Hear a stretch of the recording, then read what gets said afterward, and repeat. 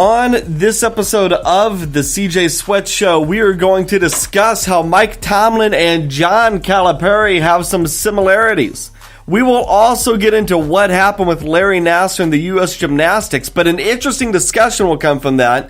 Does the media have an obligation to report on stories even though they won't generate the highest TV rating?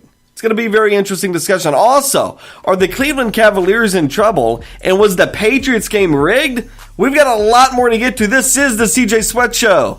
We start right now. I'm not bringing the bias here. You are. What they do up there? Brainwashing? Hey, it's not my fault that your team is terrible. Let me explain. No, there is too much. Let me sum up. This is just honest. I'm sorry if it hurts. Oh wait, I'm not really sorry. Put that coffee down.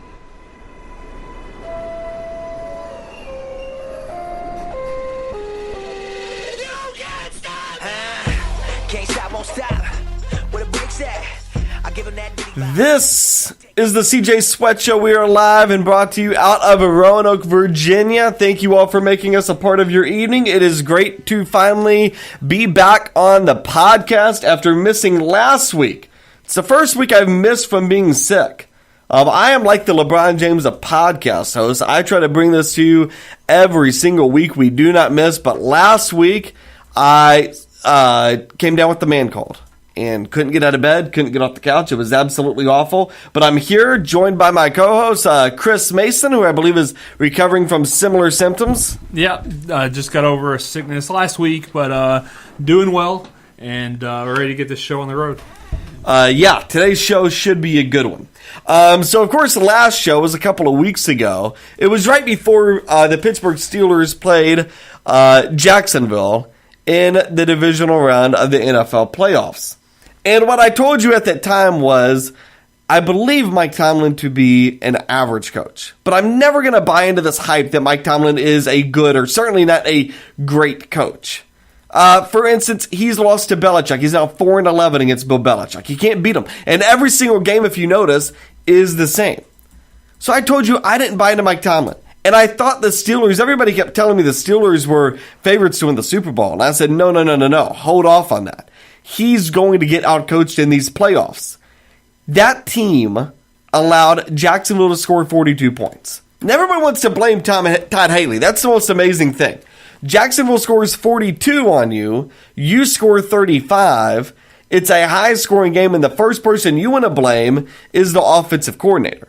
Now, I thought Todd Haley has had a lot of questionable decisions throughout the year, but you cannot blame Haley on that game. I watched that game. Pittsburgh was not prepared. Jacksonville came out lackadaisical and was pushed around by Jacksonville for 3 hours. Jacksonville won that game over Pittsburgh. They were more prepared. They wanted that one more than Pittsburgh did. Everybody keeps telling me how great of a coach Mike Tomlin is and that he's so great with players. He's such a player-friendly coach. If that's true, how is it that he and Big Ben constantly are at ends? How is it that there was multiple incidents with Antonio Brown last year? And how is it that running back, they can't seem to come to terms with him either? It amazes me that you've got all of these great players on this team. You've got the top 5 quarterback. You've got the best wide receiver. You've got the best running back. And yet still this team underperforms in playoffs. Now, you Steeler fans hear that, and you think this is me taking a shot at you.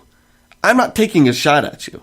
In fact, I'm here to support you. You should have more respect for your program, and you should have higher expectations when you have this much talent on your team. My problem with Mike Tomlin is that he has inherited everything and continues to underperform. When he came into the league, they have, remember, the Steel defense?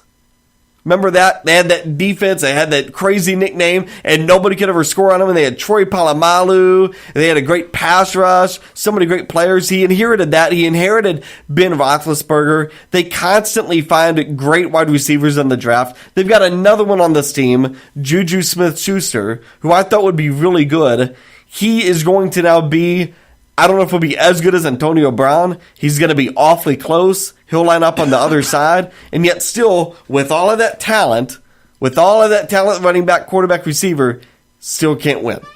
Losing to Jacksonville, who's quarterbacked by Blake Bortles. But I'm not here today to talk about Mike Tomlin. I believe Mike Tomlin has a lot of similarities with one other coach. And this is going to drive my co-host absolutely crazy. I'm only going to ask that my co-host refrain from commenting until I'm completely finished. Because my co-host and I actually agree on one thing, and that is Kentucky is one of the top 3 brands in all of college basketball. You and I would agree with that, correct? Yeah, number 1. Okay, you're going to argue number 1.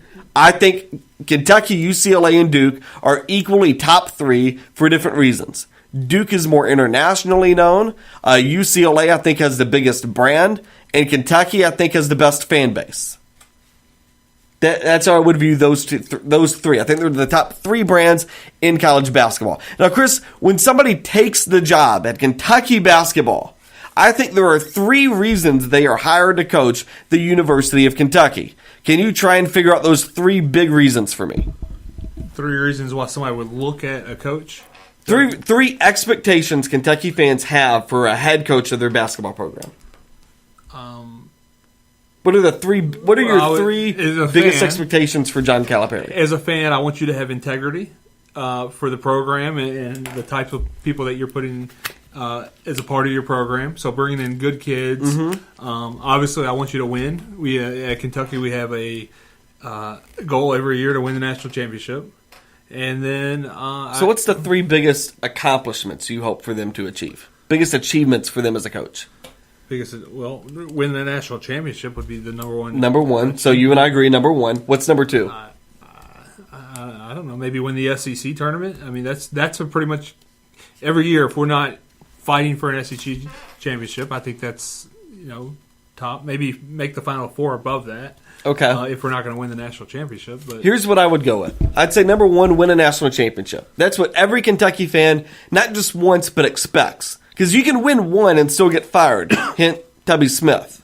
That's what happened to him. He won with somebody else's players. Well, okay, true. But still you can win 1 and get fired. So win a national championship is an expectation at the University of Kentucky. Number 2, I think fans expect you to be better than Duke.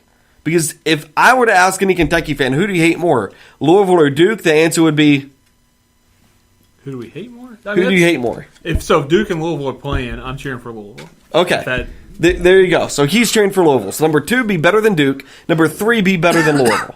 And number 3, by the way, that's not even negotiable. Like, Louisville is viewed by Kentucky fans as the little brother in basketball. That's how all Kentucky fans view University of Louisville. So number 3 is not negotiable. Number 2, you better be better than Duke, or else Kentucky fans are going to be highly upset. And number 1, all Kentucky fans, I think, want that. Don't expect it every year, but you had better do it a couple of times over about a 10 to 15 year period, or they're going to consider canning you.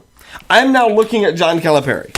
He came out this week, and John Calipari had some very interesting comments after the number 2 recruit in the country, Zion Williamson, signed with Duke. Calipari said, "I don't sell like when you come here, the university and the state will take care of you the rest of your life. You may buy that, and I've got some great property and some swampland down in Florida to sell to you too." Kentucky's pitch was just the NBA thing. This is from, by the way, one of the recruits, Diallo. He's now one of Kentucky's stars. He said Kentucky's pitch was just the NBA thing. Duke's pitch was, if you come to Duke, you're going to be set for life. It's more than just basketball. Calipari's pitch was he gets guys ready for the next level. Look at the numbers. It shows. It's the best place for you if you want to make the NBA. Calipari kept going on in this press conference. Every one of us in this country is based on you've got to take care of yourself. And then you make it. You make sure that you're helping others. And along the way, you bring other people with you. And that's what we're trying to do. Just give these guys the best opportunity. We're not trying to say this university or this state will take care of you for the rest of your life. There's no socialism here. think you might need to find a definition of socialism. This stuff is, you got to go do it, and we're going to help you do it. Some recruits like that, some don't like it. Now, some have asked, was this directly related to Duke? And there's a lot of people saying, no, it's not directly related to Duke. I find that fairly hard to believe since the comment was indirectly asked about Zion Williamson signing with Duke and considering it so fresh in John Calipari's mind. Here's the reason, by the way, this is directed at Duke. John Calipari is doing something a lot of people do in politics. When things go bad, what you do is you say something to get your fan base back on your side. You'll hear a lot of Republicans start talking about how great America is once their numbers start getting low. A lot of Republicans like to do that. Democrats do different things, by the way, but they're all trying to get their fan base back to support them. This is very much a political move. So John Calipari, in the past couple of weeks, has lost multiple games, fallen out of the top 25. By the way, that's something Kentucky fans, they view themselves as the top 3 program in the country. You don't fall out of the top 25. That's not okay. And now he has lost another recruit. And by the way, the one team the one coach who did not like Calipari's recruiting strategy in the beginning, the one and done strategy, he resented it. Coach K is dominating recruiting using the one and done strategy. He coaches Duke, Kentucky's biggest rival. I don't think John Calipari believes he would be fired this year or even next year, and I think it's a little bit preposterous to propose that. But I do think John Calipari looks at the overall body of work and realizes it's been a really rough go these past couple of months and about this past year, and he's looking over at Duke, and he sees Duke getting the top 3 recruits in the country. Kentucky, by the way, doesn't have one in the top 10 yet for 2018. They might get one, but they don't have one yet, and now they've fallen out of the top 25. Calipari has become frustrated, and I believe Calipari to be a very good coach. But I'm not ready, like so many others in the country have been, to call him elite, to put him on the same stage as Bill Self, to put him on the same stage as Coach K. I believe Calipari is very, very good. I believe the system he brought to college basketball is absolutely incredible and very ingenious. But it is now evident that other coaches have found that system and are doing it better than he can, or he has in the past. And that is a big problem for Calipari that I think he's going to have to figure out and fix very soon, or else Kentucky will get frustrated enough and move on. Now, Chris, my co-host, is a big Kentucky fan. I know you hear that. You don't like it, but you also have to understand, I say this with the fact that I believe Kentucky is one of the top 3 programs in the country. And when you are an elite program, you don't settle for simply above average results. So, yeah, you're wrong on a couple of levels, a lot of things. Number one is John Calipari will never, ever get fired from the University of Kentucky. Why? Why does he have a lifetime contract? He's the best fit for Kentucky basketball. There's nobody else in the country. I don't care if his name starts with a K. I don't care if he's Bill Self. There's nobody else in the country right now that you can tell me fits better. I'm not saying he's a better coach. Fits better at the University of Kentucky. There's not one coach. I don't necessarily disagree. I would actually agree with you. But the problem, though, is now you're outside of the top 25. What if this trend continues? They lost the first round of the NCAA tournament 5 years ago. They didn't even talk about. There was not even a conversation about him getting fired or moving on. The only question was, is he going to the NBA? That's the only way out. John Calipari either goes to the NBA or retires from Kentucky. Never once does he get fired. Okay, but let me back up. Because so Calipari has been there, what? I think it's now like 11 years? 8? No, 10 years. 10 years? Okay, so he's been there 10 years. So in those 10 years, John Calipari has won 1 championship. Duke has won 2. I think a lot of Kentucky fans look at that, and if Duke were to win another, which I think they could this year, and I think next year it'll be a little bit more difficult, but they certainly could next year. They're going to have the top 3 players in the country and 4 in the top 8. I think Kentucky fans would start getting a little bit frustrated. Here's what I'm proposing. Here's what I'm asking. If Kentucky finishes outside of the top 25 this year, and they finish outside of the top 25 next year, and they can't get past the second round in either one of those years, would Kentucky fans at that point be incredibly frustrated with that level of lack of success. There's arrogant Kentucky fans, but there's ignorant Kentucky fans that are already concerned with the lack of success. I would tell you, John Calipari doesn't care about being in the top 25. He has no care about being ranked right now. No care. He could care less, if it wasn't for his players, about making the tournament. He could care less about doing that. He is a player at Kentucky, and what John Calipari has created there is a players first mentality. His goal is to put players in the NBA and make all-stars in the NBA. And I could care less if they have the top. Who had the top? I actually pulled this up. You know who won the basketball?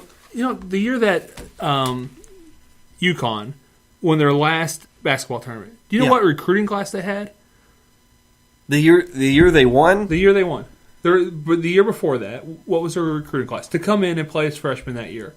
I believe it was actually somewhere like in the low 20s, low 30s. 35th. 35th, because it was 35th. But the problem, though, is they relied on Kemba Walker, who was a sophomore at that point. So they weren't following the one-and-done system. But even then, okay, let me bring you up some other stats here. If we want to go ahead and jump into recruiting. Now, I'm going to give you a list of, this is ESPN Top 100 Recruits 2014. Jabril Okafor, Miles Turner, Cliff Alexander, Tyus Jones, Emmanuel Moody, from Congo, Trey Lyles, Stanley Johnson, Justin Jackson, Karl Anthony Towns, number 9, Karl Anthony Towns, and Theo Pinson. Of those 10 players, who's had the most success in college and NBA? In college and NBA? Combined, yeah.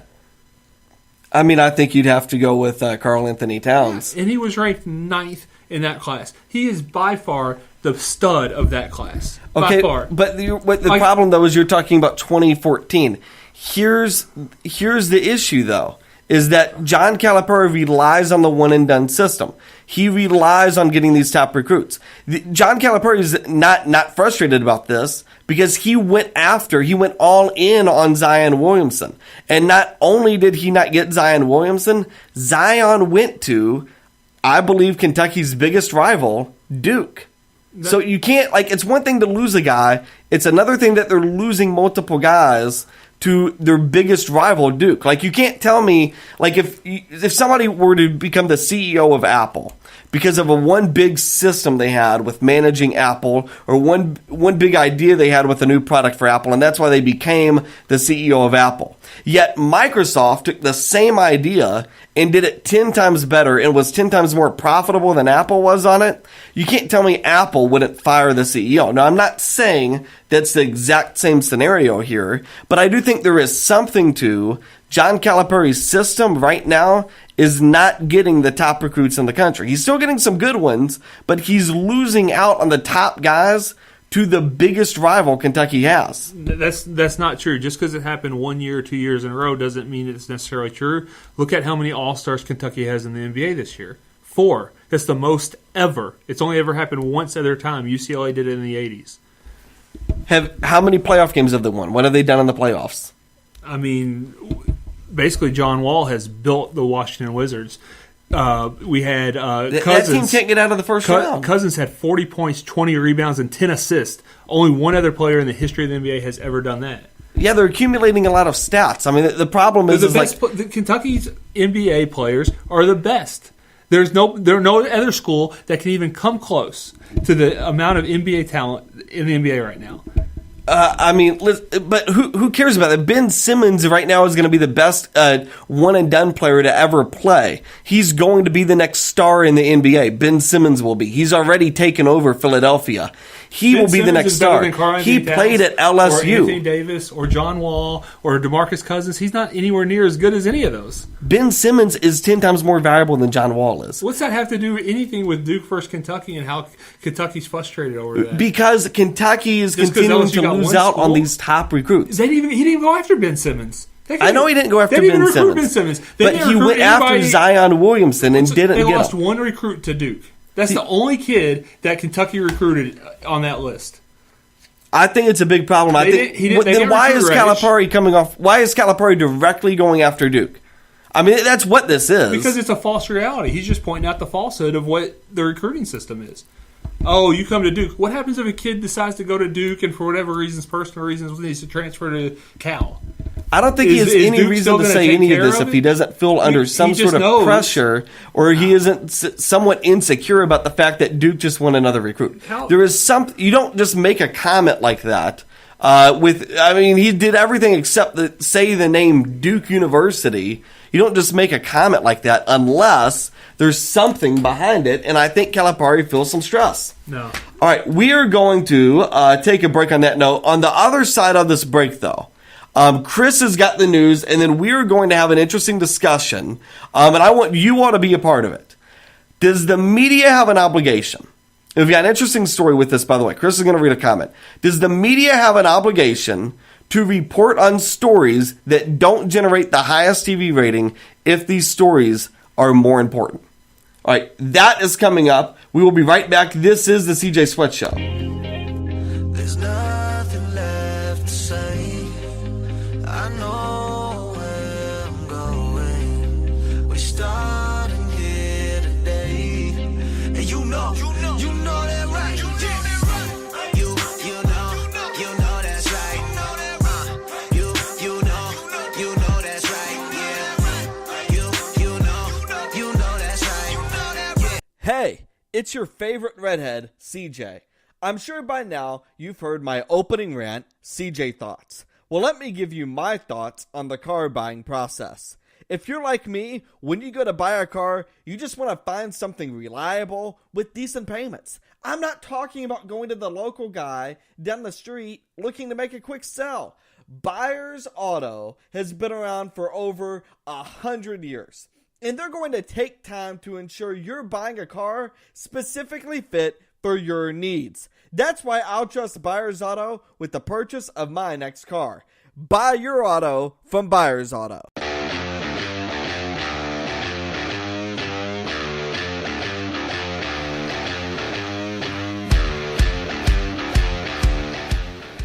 Thank you for joining us, CJ Sweat Show. Appreciate all the comments. We'll read some of these. Jonathan, my dad, actually says John Caterpillar sucks. JJ White, some of these aren't even appropriate. JJ White says, I want to see Chris flip the table up and punch CJ. It's coming. That's pretty heated. That was pretty heated. Rich Hertel, wow, Chris loves the Calipari Kool-Aid. He had bought all that into the snake oil salesman.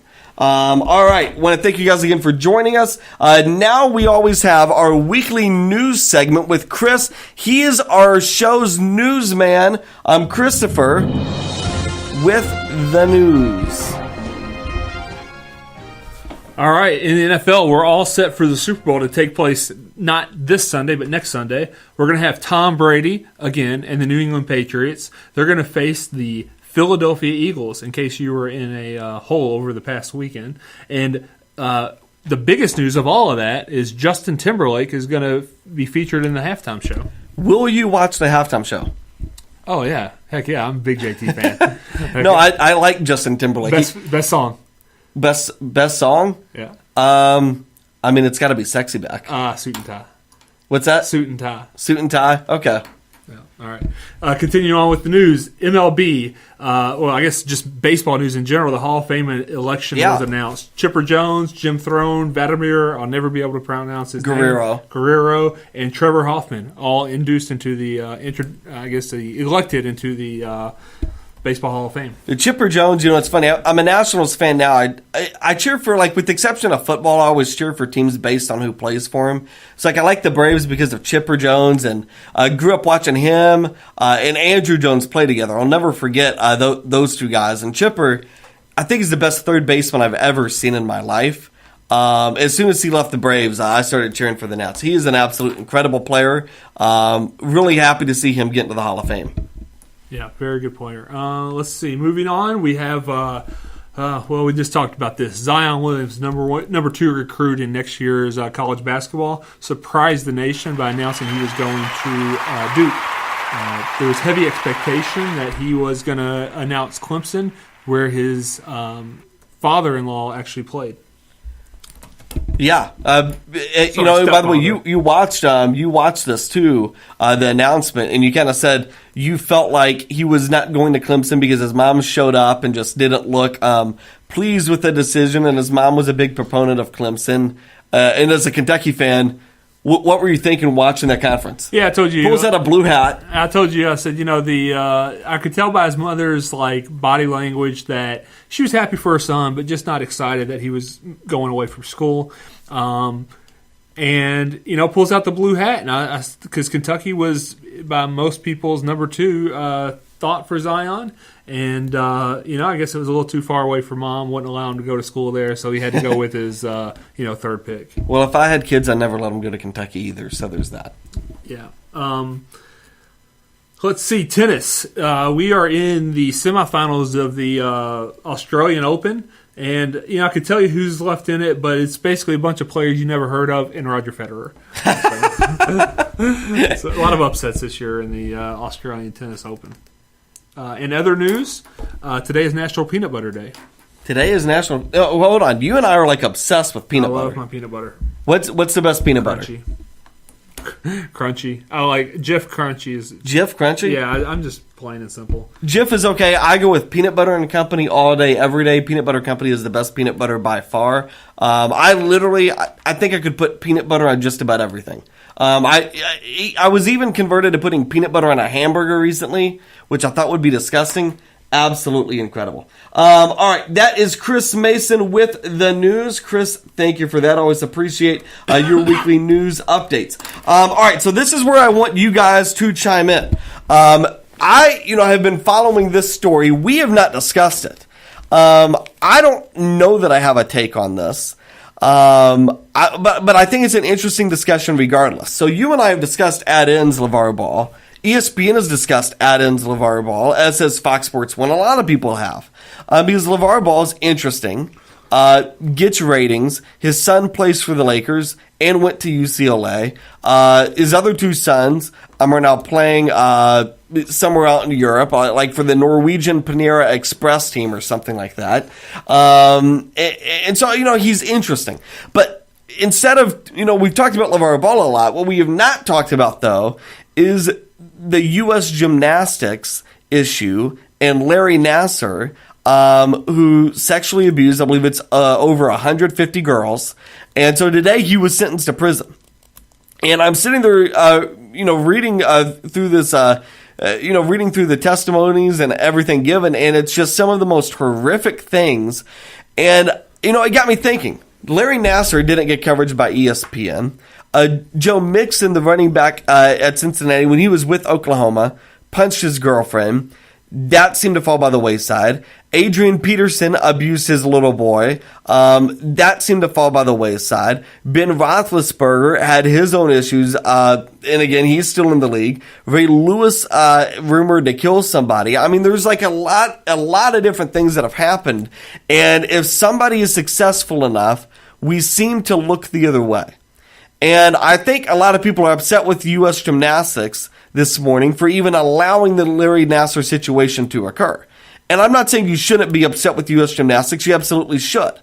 But the bigger question is do media companies, which, by the way, are private, do they have a duty and obligation to report on stories such as this one, even though they won't generate the ratings? Now, Chris, you had a friend post something very interesting on Facebook. I'd like you to read that for the audience as they comment or contemplate commenting. Yeah, so I thought this was an interesting take about sports media in general. And when you told me, I read this last night, and then you told me we were going to talk about this on the show, and I just thought it had to be discussed. So she says, very versed in sports. I just, lady that knows a lot about her sports. ESPN's lack of coverage of the Larry Nassar abuse of the USA gymnast and other athletes absolutely broke my mind. They call a man kneeling for the national anthem a hero 23 hours a day, but over 100 young women and girls are assaulted in a U.S. gym that turns and turns their head for years and barely gets the bottom line update, question mark. Why aren't women testifying in courts facing their abuser heroes? Please help me understand, ESPN. For a network that prides itself on political correctness, it seems odd they can't find the time to cover what's happening in Michigan. Can we get another world leader in sports? This is an interesting thing, specifically with ESPN, because ESPN has branded itself as, SC6 has Jamel Hill. ESPN has an entire part of their organization called ESPNW directly related to women. They have gone out on a limb to try and attract a female market. That they've made that one of their objectives over the past several years. And so it is interesting that the one organization to do more of that than any other media organization fails to report on the story until today when the sentencing occurs. So the question is, Chris, do you believe private organizations, media organizations, have an obligation to report on this, or are these organizations, just like every other business, subject to making a profit by any means necessary? No, I'm a free market guy. So as far as do they have a legal obligation to report on these types of things? No. Really, I think where we need to point the finger at is the fan base, the people that are actually reading this. We need to say, look, ESPN, if you're not going to talk about the things that we want to talk about, hear about, read up on, learn on, then we're going to turn you off. And there has to be the problem is they're so dominant, they're almost a monopoly when it comes to sports media, that if they don't report it, we don't hear it. But we as podcasters across the nation and this show and other media outlets need to step up and say, okay, here's the way we're going to start reporting things, and hopefully that starts to drive some audience. The fact that this wasn't being reported and these girls aren't being called a hero and we have to hear about the national anthem and the Ball family is just ridiculous. Well, that's another thing, is like we've heard so much about the national anthem and about, that protest. One of the things I've long said is if that protest wasn't given the camera, nobody would care. It wouldn't be a big deal, and none of the players would continue to do it. The fact that a camera is pointed at a player as he takes a knee during the national anthem is the entire problem with that entire protest. This issue, though, cameras are being pointed away. And that's the bigger problem that I have with this. I, like you, Chris, am very much a free market guy. I consider myself a libertarian. I have voted for Democrats. I voted Republicans. My basis when I vote on anybody is how little are they going to govern me? I don't know if that's an authority problem or not, but that's how I view voting in politics. So I'm very much like you, I'm a free market guy. But if I could come back to the housing crisis, because I work in the housing industry. The housing crisis of 2008 was largely caused by lenders getting very loose standards and being very irresponsible with lending. And you don't blame the consumer with this, because the consumer, honestly, doesn't really know any better. Consumers are going to consume. It's what they're consuming that the businesses have control over. And lenders got punished for the lending crisis because they should have been more responsible, and they weren't. I think it's okay to tell ESPN and to tell Fox Sports and to tell these other news organizations, this story is more important than that one. What happened at Baylor should be covered. Like what happened at Baylor, multiple girls were assaulted, and the police department attempted to cover it up. And it wasn't discussed. And now you've got athletic directors and coaches roaming free, punishment free, and it's all because they're successful. We take success and put that ahead of so many more valuable things. And in this instance, we had 150 people abused, over 150 girls abused, because people kept trying to sweep it under the rug. And I think anytime we try to sweep anything under the rug, and anytime we don't give the story the attention that it is calling for, it becomes a big problem. So let's read through a couple of other comments. I posted this question on Facebook. Parker Hall commented and said, it equates to the same issue within Hollywood right now.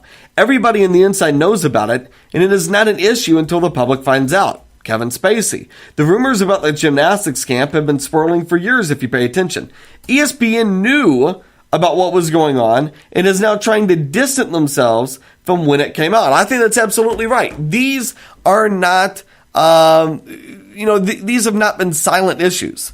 These have been well known. If you read the stories and if you pay attention to things, you can find what has been happening in U.S. gymnastics for years. But ESPN has refused to talk about it, and that's the problem, is that their refusal to talk about a story that has been public. I do think this is a big problem. Let's see if we've got any comments on this currently on our live video feed. I would encourage you to comment on the show, as we encourage everyone to comment. Let's see. Yes, I have voted for Democrats. My parents are now questioning my political thought process. I have voted for 2 Democrats. Very true about fame and success turning a blind eye. I've seen it in politics happening now and even the church, but God turns no blind eye. And I think that's absolutely true. Organizations, you can turn a blind eye if you want, but eventually it will definitely catch up with you. And in the Larry Nassar case, it has definitely caught up with U.S. gymnastics. And I think you're going to see a significant decline in the girls willing to participate.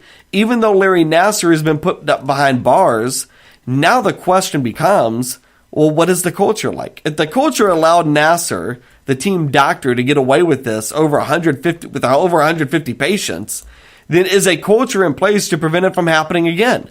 And when you see organizations like ESPN ignoring it, I think it begs the question. I think it's okay to question whether or not that culture exists. All right, let's move on. Chris, did you have any closing thoughts about that? You pretty well covered it. One thing we will agree on tonight. Yeah, one thing we will agree on tonight. All right, so here's the other story that I saw today. People have been freaking out. People are freaking out about LeBron James. And people keep telling me I should be worried about Cleveland. And people know I like LeBron. Listen, and I say I like LeBron. I like success. I was a big Jordan fan when I was a kid.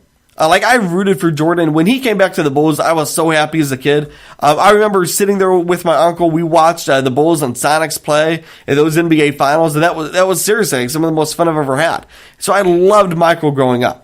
I've loved watching LeBron. When I was in high school, he finally came onto the scene, and I've loved watching him grow into the NBA player he is today. It's been absolutely phenomenal. But every single January, we seem to get the same story, and that is, should we have concern for LeBron and his team? And it's funny. There's a story that came out. LeBron sounds off after Cavs' 5th loss in 7 games. LeBron James is growing impatient with the direction of the defending champion Cleveland Cavaliers appear to be heading, and it's calling for the franchise to do something about it. Oh, wait, this story's from 2017. So this year, the Cavs are 3-8. Last year at this time, the Cavs were 4-7 in January. Oh, that's absolutely no difference. Here's another story that came out around this time. LeBron wanted David Blatt fired. Eventually gotten him fired. And Tyronn Lue hired. Stories came out that LeBron wanted him fired. That was in January of 2015. During LeBron's first year in Miami, story came out. LeBron was in Miami while the Cavs played at home Sunday with team's permission. Remember that one got a bunch of press, that LeBron went to Miami instead of staying with the team. Every single January, a story comes out about the Cleveland Cavaliers, and it doesn't matter. They pick it up in February, they pick it up in March. Now there's a story out today that Kevin Love, the team members met with Kevin Love to address the legitimacy of his sickness. And Kevin Love's bothered by it. Isaiah Thomas is bothered by it. Today, the national media keeps telling me that the Boston Celtics will win the East and that Cleveland has no chance to win the NBA Finals. Folks, this has happened so many times before. It happens every single year. And by the way, you got to understand something about this story even getting out. It was a closed-door meeting. So why does that story get out? Because somebody in that team wanted that story out. The driver behind every single one of these January Cleveland Cavaliers are blowing up stories is one person, LeBron James. Why did he drive a story about Kevin Love potentially missing a game due to a illegitimate sickness? And why is that story being told as Isaiah Thomas was the one with the big problem? Because Kevin Love and Isaiah Thomas, when they're on the floor together this year, have been absolutely horrible. And Kevin Love, for the past 2 years, has been questioned about becoming lackadaisical in the middle of playoff games. So LeBron James is driving this story again in a way as to call out his teammate to hopefully make him be better. It's a challenge to Kevin Love. This is what Phil Jackson, by the way, did for years. You would notice Shaq and Kobe in the middle of January would start getting into fights. Well, who was driving that? Phil Jackson. What was he doing? Trying to get them to challenge one another. And it created a culture that when they got into the playoffs, the Lakers were completely unstoppable. This is all that is. It's the same exact thing. Now, I don't know that Cleveland wins the NBA Finals this year. But they're going to win the East. They're going to do it handedly. We're going to be sitting here in the middle of April, and people are going to be saying, oh gosh, Cleveland's at it again. They're going to win the East. They're going to be blowing out opponents. It's not going to be close. You look at this NBA team. You look at this team right now in January. It's the same thing it's been for the past 4 years. Stop telling me to be concerned about it when this is par for the course for LeBron James. This is why I can't stand LeBron James. You're right about what he's doing, but like, why does he have to manage the team?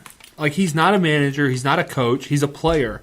If you played as a player role, then you would even be a lot better than you are now. The team would be a lot better, and you wouldn't have to worry about anything going on. Just shut your mouth, get in there, and play the game. That's my 2 cents with it. Like, yeah, he's a great player, not by far not the best player to ever play the game. Nobody that, well, I'll just skip that whole statement. But LeBron just needs to be quiet, play the game. If he ends up, he's not going to be on the team next year, so I don't know why it matters.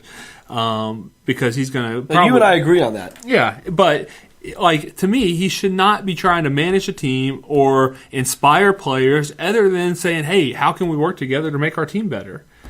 That's it.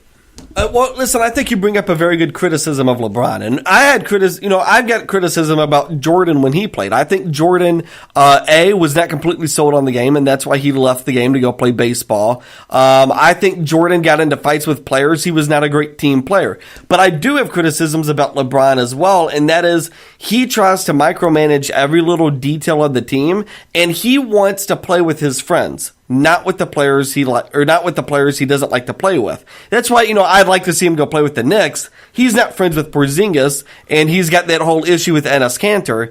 That, to me, is a problem of LeBron, is he's got to, at some point, get over himself and stop trying to be the GM of the team. That, I think you're absolutely right on. But I don't think this is an issue, and I've never bought into it. By the way, it is amazing. I don't know that LeBron, you say he's definitely not the best player to ever play. I think he's definitely the second best player. I don't know that he will ever surpass Jordan. I think it's going to be close, but I will say this. Last night he became the youngest player to score 30,000 points. And a lot of people are talking about that. He is, by the way, the youngest player to score at every 1,000-point threshold. The youngest player. Now, the most amazing thing about that stat. Now, I know you don't believe LeBron's the best player. I'm not making an argument about him being the best.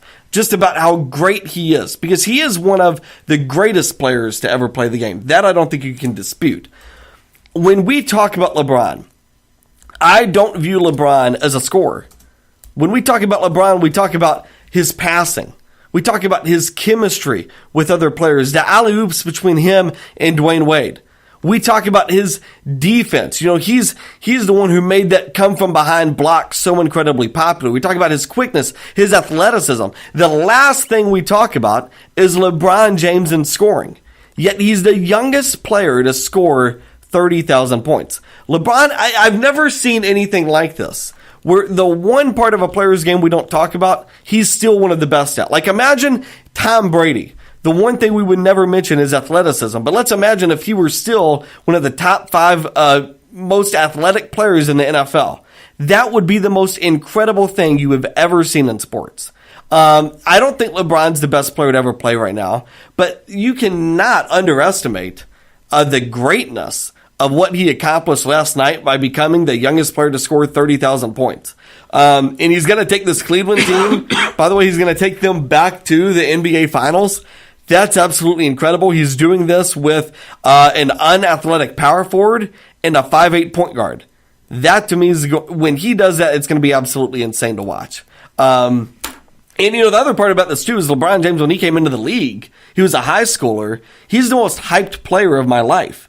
No player has ever gotten that much hype coming out of high school. He's the one player, though, to live up to the hype, and that's absolutely incredible. Yeah, so there has to be like an asterisk next to the youngest player to ever play because he's the only one of few players to come directly out of high school. So he entered. Kobe came directly out of high school. Yeah, Kobe did, but I'm saying only a few. Like Jordan played 3 years at UNC. Okay, so how old was Jordan when he got to 30,000 points? How old was he? Yeah, how old was he? He had to have been like 35, 36. 33. 33? How's LeBron? He's, I think, right at 32, 33. 30, just turned 33. Just turned 33. So he beat him in a couple of months. But Michael was a scorer, though. Like, Michael's big thing was he wasn't. hitting shots at the end of a game. No, not really. He wasn't. You know what he won 3 times that no one ever talks about? Defensive Player of the Year. Oh, no, he was a great defensive player. Yeah, so he was a great defensive player. Michael's best. He could pass the ball. The best part about Michael's game, though, was his ability to create a shot. Yeah, not only for himself, but for everybody else. I mean, so this argument should not be like Jordan versus LeBron. And obviously, I'm a Jordan guy, and you're going to be a LeBron guy. But so his accomplishment, great, 30,000 points. Well, I'm not arguing that LeBron's better than Jordan. Okay, well, but 30,000 points, the youngest player to ever do so, great. But he's also one of the only players to come out of high school and go directly to the NBA.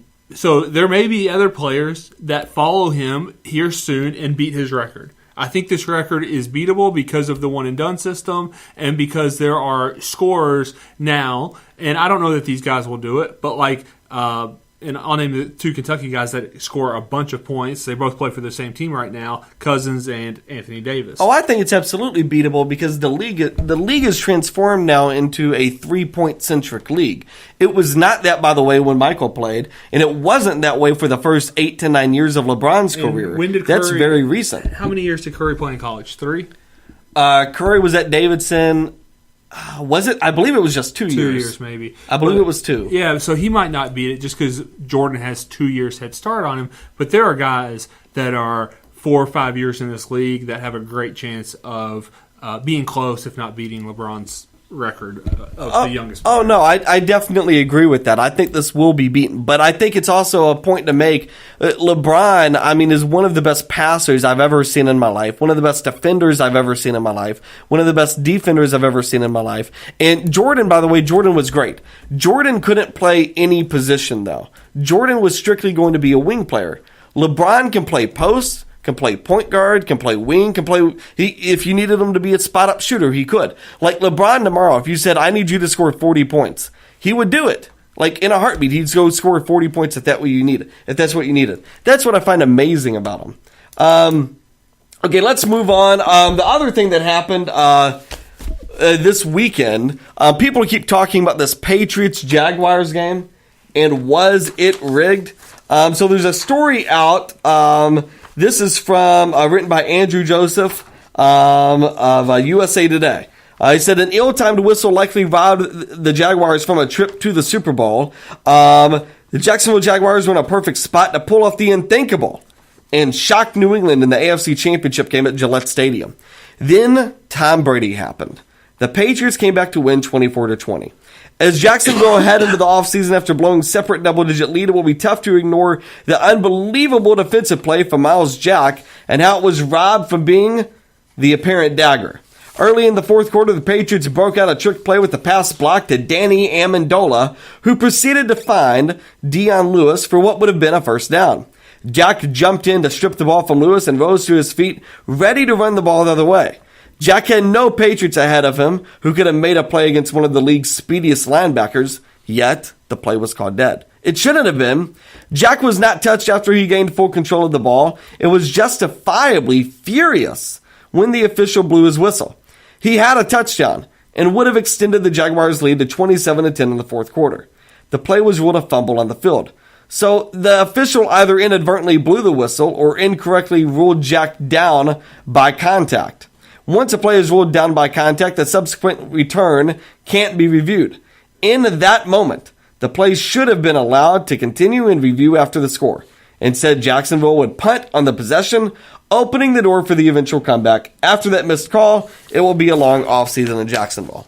It's funny, though. Everybody keeps telling me this game was rigged, and the officials made a terrible, terrible call. Let's just get one thing right about NFL games. Officials are going to blow the call. They're going to blow calls. Nobody wants to talk about how in the first half, Jacksonville got away with the hold all game long. I watched that game. Jacksonville was holding on every single play. They didn't want Blake Bortles to make a bad pass. And for the most part of the first half, he didn't.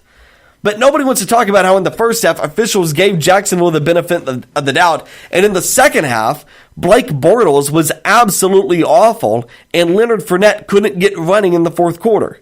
Also, nobody wants to talk about how Jacksonville's defense in that fourth quarter couldn't stop Tom Brady, and they couldn't stop that passing attack from the Patriots. Nobody wants to talk about that. Everybody wants to talk about the refs. The refs didn't cause the Patriots to win this game. And people keep telling me, oh, but what about the smile in the end zone when the Patriots scored? Well, the Patriots put on a fake fight. The ref jumped in to try and break up the fight, realized what was going on, and laughed at it because, quite frankly, it was kind of funny, and it wasn't against the NFL rules. Put everything into context. The NFL would not rig a game, and here's why. The NFL ratings right now have not been very good. The Patriots, this dynasty has now lasted for 18 years. Okay, the Bulls dynasty, with Jordan, we talk about that. That was a 10-year dynasty. They had a 10-year run of being the best team in the NBA. And they won the title 6 times. The Patriots have been the best team in the NFL for now 18 years. It's been absolutely incredible. But it has caused there to be Patriot fatigue.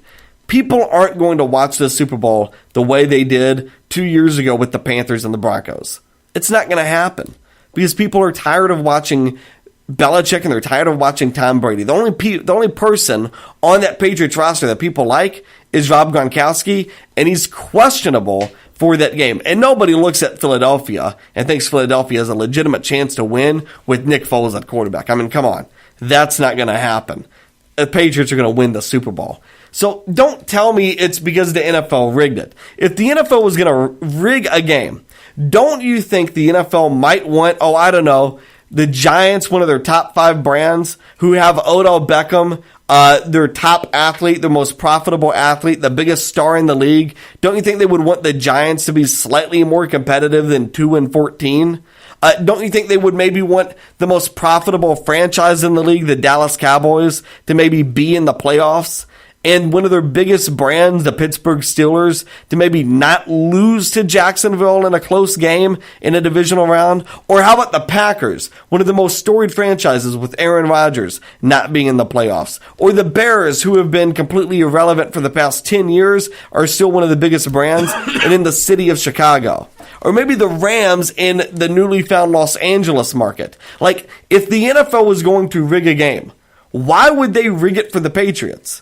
They would rig it opposite of the Patriots to be profitable. It doesn't even make sense. 31 owners agreed to pay Roger Goodell a humongous salary. 31 owners. The only one that didn't agree was Jerry Jones of Dallas because he was taking a position against the protest of the national anthem.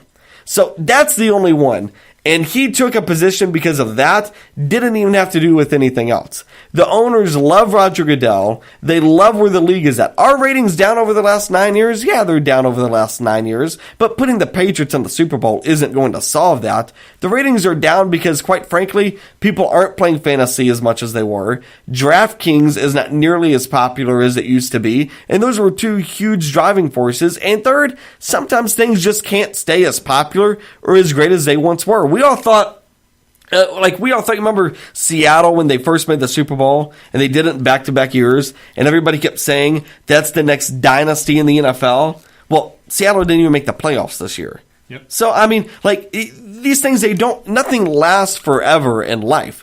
The NFL was not going to be this popular for this, it wasn't going to be that popular for this long. I don't believe the NBA or Major League Baseball has got a chance of taking it over as the most popular league. But, the idea that the NFL is dying because of these ratings and that they would try to save it with putting the Patriots in the Super Bowl is absolutely preposterous. I'd argue the rating would be higher with a Jacksonville team that has an exciting running back and a lot of exciting young players on defense that a lot of people know. It would be way higher with them instead of the boring, same old New England Patriots who are going to win it again.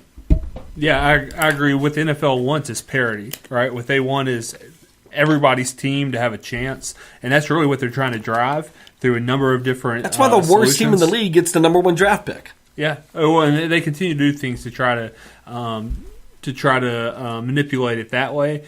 Look, as far as paying the refs and things like that, I think all the memes are funny and hilarious, but it's not actually happening. I mean, do the Patriots cheat? Any way they possibly can.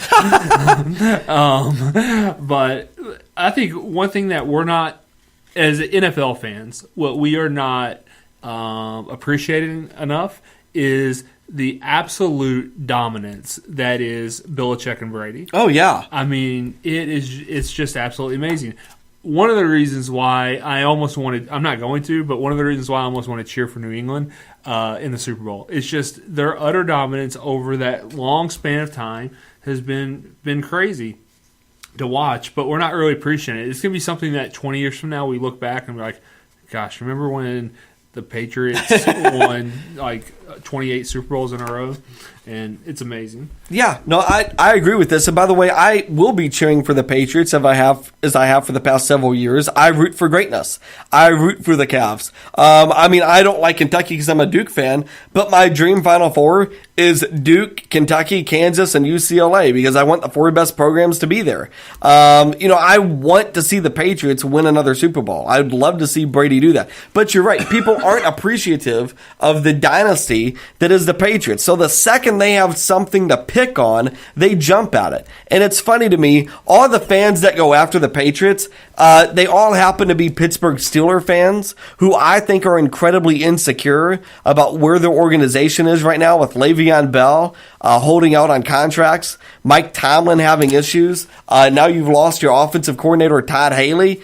Steelers don't look great. And every conspiracy theory is usually based on the foundation of somebody who thinks they should be a lot more successful than they really are. So, no, I don't buy it. You do have a little bit of a challenge in the Facebook chat. We have a listener, Chris, who says Philadelphia will win the Super Bowl. And so that's saying basically your New England pick is wrong. I completely disagree. I mean, Nick Foles had a nice game against Minnesota. A nice game. It's not going to happen again. And by the way, did you watch that Eagles-Minnesota game? Yeah, unfortunately. Yeah, it was kind of, Minnesota had that nice drive early on, and then you could kind of tell middle of the second quarter, Minnesota was beat up, slow to the play, that defense was completely gassed, and, Philadelphia's pass rush was too much for them. The only weakness New England has is really in their secondary. That's kind of about it. I mean, Malcolm Butler's the best defensive player on that team. That's it. If Philadelphia does not have the personnel to go toe-to-toe with New England, I don't see that one happening at all. All right, so we're going to end today's podcast with a new weekly segment. So I consider myself to be an expert on just about everything, but I consider Chris to be an expert on college basketball. So we're going to have him do a weekly top 10 during the podcast. It's going to be at the end of every podcast. He's going to give you his college basketball top 10. I may make some comments throughout.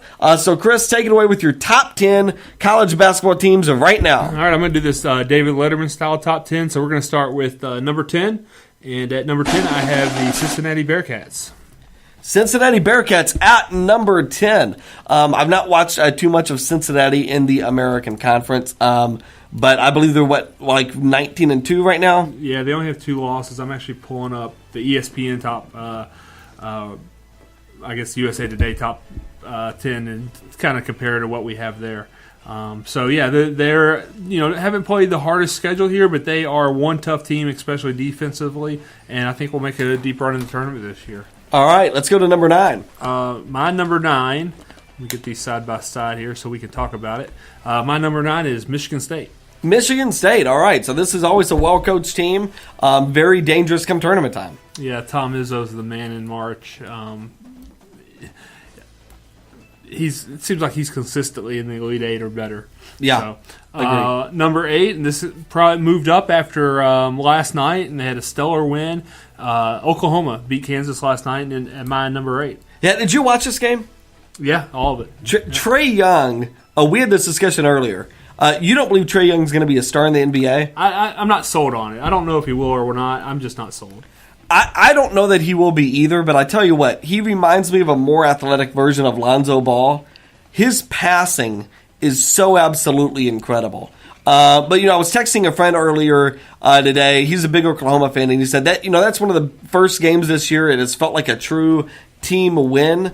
And so I think if Oklahoma, the rest of that team starts coming together on Trae Young, dangerous team come tournament time. Yeah, I thought the interesting thing on that was the hack-a-shack to win the game. They were down by a couple points until they started fouling on every possession, the Azubuike kid. Yeah. Let's see, number 7, my only SEC team in the top 10 is Auburn. Even around all the recruiting scandals that they have, they found a way to win and only have 2 losses in a very tough SEC West this year. It's got probably the best half of a conference as far as progression this year. So, in other words, the title may not last. It might eventually be revoked, but Auburn's got a really good chance to win it. There you go. Xavier is my number 6 team. They're that is always a fun, dangerous team come tournament time, too. They love to fight, they physically and just mentally growing team. They will put it on you. Press Virginia, number 5. Hopefully that'll fall after Saturday.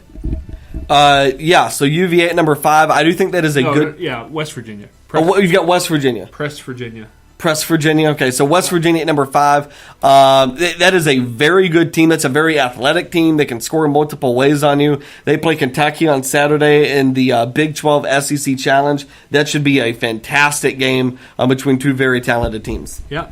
Moving on up the list. Number 4, I have the kind of... You don't know a lot about them yet because they haven't really played anybody, but Villanova. Villanova, honestly, if I were doing a top 10, I might have them at number 1. That team can score so fluently, it's absolutely ridiculous.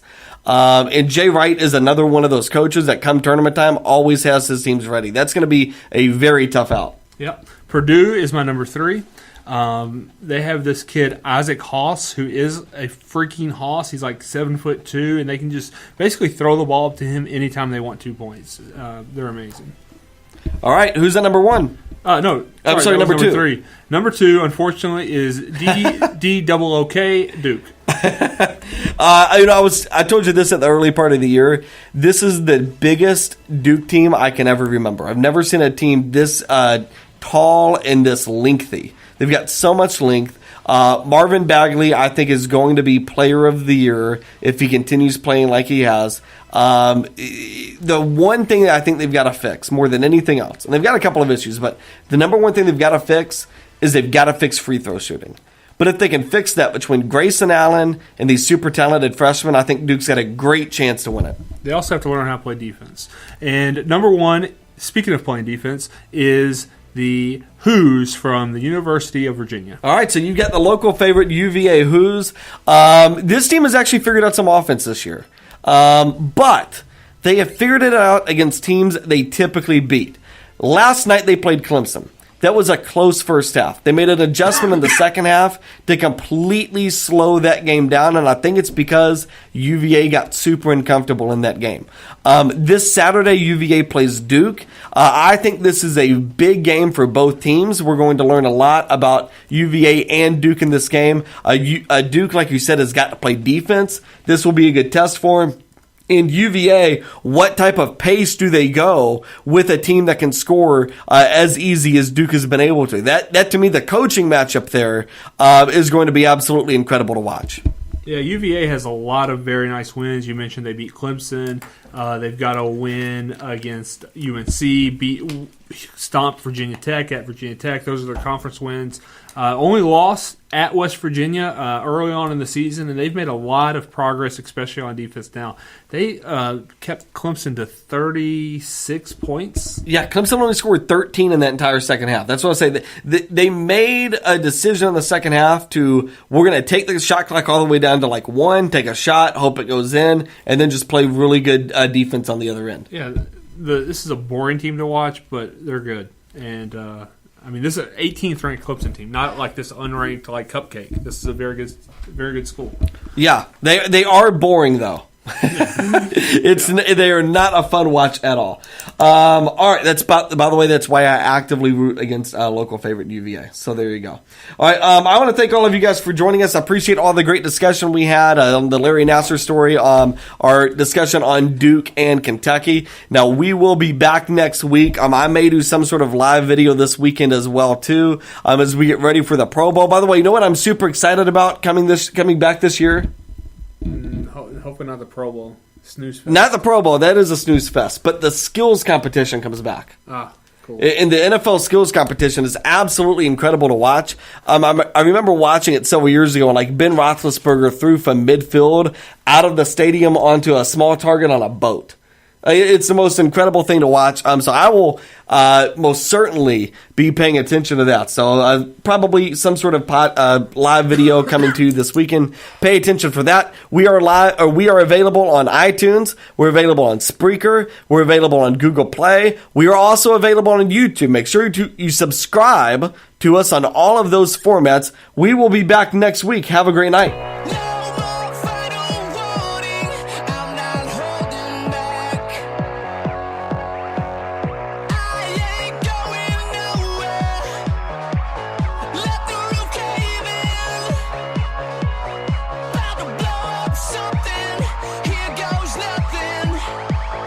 Watch me hit the gray button.